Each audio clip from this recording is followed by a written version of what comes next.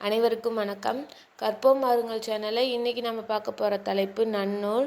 நன்னூல்லேருந்து first 15 question பார்க்கலாம்.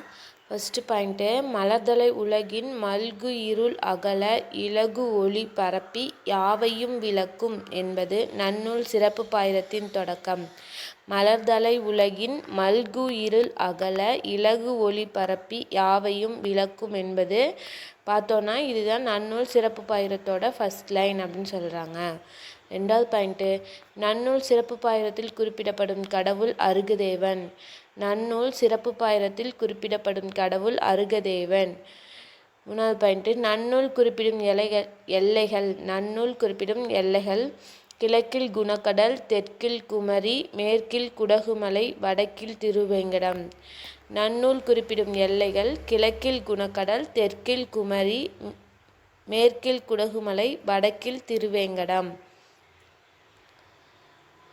நாலாவது point, நன்னூல் சிறப்பு பாயிரத்தின் வழி வெளிப்படும் செய்திகள். ஆக்கியோன் பெயர் பவனந்தி.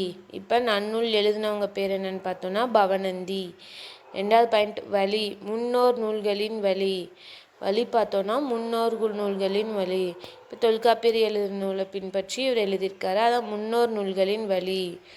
மூணாவது பாயிண்ட்டு, எல்லை பார்த்தோன்னா குணக்கடல், குடகம், குமரி, வேங்கடம். குணக்கடல், குடகம், குமரி, வேங்கடம். நாலாவது பாயிண்ட்டு, நூற்பெயர் நன்னூல். நூற்பெயர் நன்னூல். யாப்புன்னு பார்த்தோன்னா தொகை வகை விரி.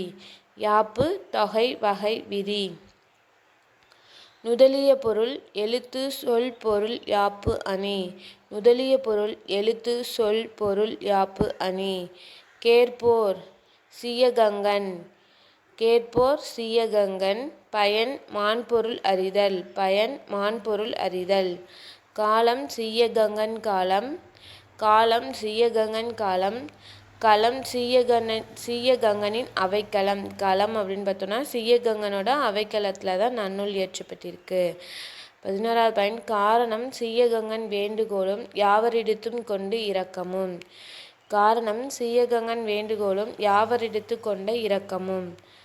பாயிரம் எனும் சொல்லுக்கு பறந்துபட்டது என்பது பொருள். பாயிரம் அப்படின்னா அதுக்கு மீனிங் பறந்துபட்டது அப்படின்னு சொல்லி பொருள். 5வது பாயிண்ட்டு, பாயிரம் பொது பாயிரம் சிறப்பு பாயிரம் என இருவகைப்படும். பாயிரம் பொது பாயிரம் சிறப்பு பாயிரம் என இருவகைப்படும். எல்லா நூல்களுக்கும் பொதுவாக பொருந்துவது பொது பாயிரம். பொது பாயிரம் அப்படின்னா என்னன்னா, எல்லா நூல்களுக்கும் பொதுவாக இருந்துச்சு அப்படின்னா அது பொது பாயிரம். ஒரு குறிப்பிட்ட நூலுக்கு மட்டும் சிறப்பாக பொருந்துவது சிறப்பு பாயிரம். எல்லா நூலுக்குமே பொதுவாக வந்துச்சுன்னா அது பொது பாயிரம். ஒரு குறிப்பிட்ட நூலுக்கு அதோட சிறப்பை வெளிக்காட்டுற மாதிரி வந்துச்சுன்னா அது சிறப்பு பாயிரம். 8வது பாயிண்ட்டு, பாயிரத்தின் வேறு பெயர்கள் முகவுரை, பதிகம், அணிந்துரை, நுண்முகம், புறவுரை, தந்துரை, புனைந்துரை.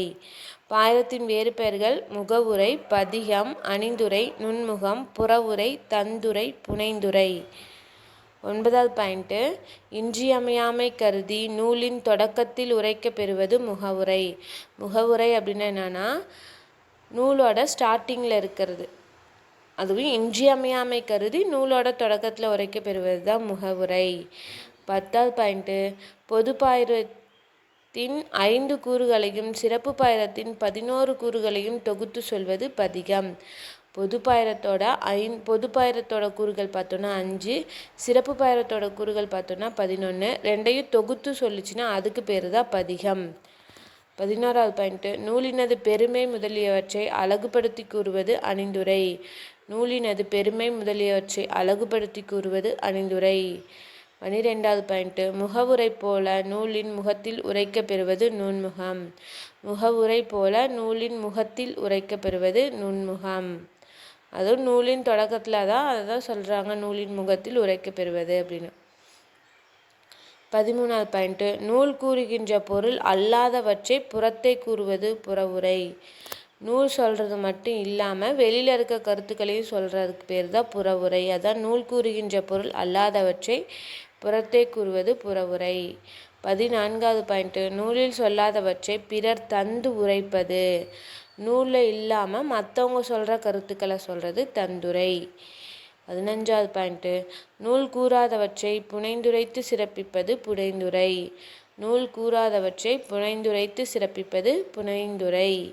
இப்போ பொதுப்பாயிரத்தோட இலக்கணம் என்னன்னு பார்த்தோன்னா, நூலே நுவல்வோன் நுவலும் திறனே கொள்வோன் கோடல் கூற்றாம் ஐந்தும் எல்லாம் நூற்கு இவை பொதுப்பாயிரம். பொதுப்பாயிரம் அப்படின்னு என்னென்னா 5 பொதுப்பாயிரம் 5 சிறப்பு பாயிரம் 11ன்னு பார்த்தோம். பொதுப்பாயிரம் 5 என்னென்னா நூலே நுவல்வோன் நுவலும் திறனே கொள்வோன் கோடல் கூற்றாம் ஐந்தும் எல்லா நூற்கும் இவை பொதுப்பாயிரம். பொதுப்பாயிரம்னா எல்லா நூலுக்கும் பொதுவாக அமைகிறது அப்படின்னு பார்த்தோம். அதான் இது 5மே எல்லா நூலுக்கும் பொதுவாக வரும் அப்படின்னு சொல்லியிருக்காங்க. நூல் அப்படின்னா ஒரு நூல்னா எப்படி இருக்கணும் அப்படிங்கிறது தான் நூலினது இலக்கணம். நூல் அப்படின்னா ஒரு நூல் எப்படி அமையணும் அப்படிங்கிறதுக்கான இலக்கணம். நுவல்வோன் அப்படின்னு என்னென்னா நூலை கற்பிக்கும் ஆசிரியரின் இலக்கணம். நுவல்வோன் அப்படின்னா நூலை கற்பிக்கும் ஆசிரியரின் இலக்கணம். நுவலும் திறன் அப்படின்னா ஆசிரியர் மாணவர்களுக்கு பாடம் சொல்லும் முறை. ஆசிரியர் மாணவர்களுக்கு பாடம் சொல்லும் முறை தான் நுவலும் திறன். கொள்வோன் அப்படின்னா கற்கும் மாணாக்கரின் இயல்பு. கொள்வோன் அப்படின்னா கற்கும் மாணாக்கரின் இயல்பு. கோடல் கூற்றாம் அப்படின்னா மாணவர் பாடம் கேட்கும் முறை ஆகிய 5ஐயும் கூறுவது பொதுப்பாயிரம். இவ்வைந்தும் எல்லா நூல்களுக்கும் பொதுவானவை. எனவே இவற்றை விளக்கமுற உணர்த்துவது பொதுப்பாயிரம் ஆகும். இப்போ நன்னூல்லேருந்து பார்த்தோம். மீதி அடுத்த வீடியோவில் பார்ப்போம். நன்றி, வணக்கம்.